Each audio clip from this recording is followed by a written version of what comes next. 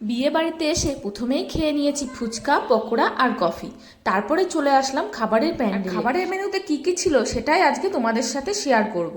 তো ফার্স্টে দিয়ে গেল পাতি লেবু, তারপরে দিল কাবুল রোল। রোলটা দারুণ সফট ছিল আর খেতেও দুর্দান্ত ছিল। রোলটা খাওয়া শেষ হতে না হতেই দিয়ে দিল স্যালাড, নানপুরি, চানা মশলা। আর নানপুরিটা কতটা সুস্বাদু ছিল সেটা সোনার খাওয়া দেখলেই বোঝা যাচ্ছে।